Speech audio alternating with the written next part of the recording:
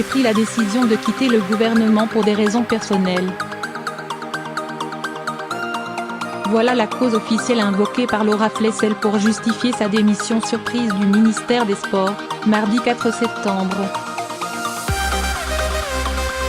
Le journal Le Monde avance une autre motivation, les démêlés de l'ancienne sportive et de son mari avec le fils. L'administration fiscale attendrait d'ailleurs le feu vert de la commission des infractions fiscales, (CIF), pour poursuivre le couple pour fraude fiscale, avance le quotidien. L'affaire commence lors de la nomination de Laura Flessel au gouvernement, en mai 2017. Comme chaque nouveau ministre, l'ancienne escrimeuse est soumise à un contrôle fiscal supervisé par la Haute Autorité pour la transparence de la vie publique, HATVP. Les comptes du couple ainsi que ceux de la société dont ils sont conjointement actionnaires sont alors minutieusement épluchés. L'entreprise, créée en 2006 pour gérer les droits à l'image de la quintuple médaillée olympique, attire l'attention de l'administration fiscale. Cette dernière s'interroge sur d'importantes sommes d'argent qui transitent depuis le compte de la société jusque sur celui des époux. Des revenus qui n'ont par ailleurs pas été déclarés au fisc et alimentent donc un soupçon d'abus de biens social, indique Le Monde.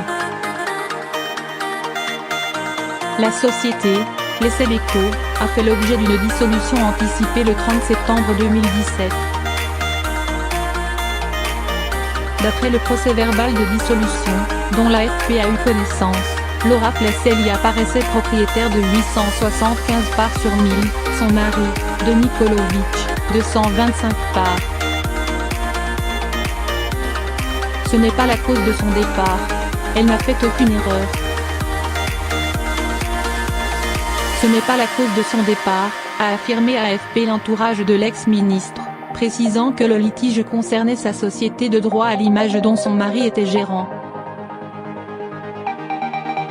Sollicitée par l'AFP, l'administration fiscale a répondu que, soumise au secret professionnel et fiscal, elle ne pouvait pas s'exprimer sur des dossiers particuliers ou en cours sans contrevenir à la loi.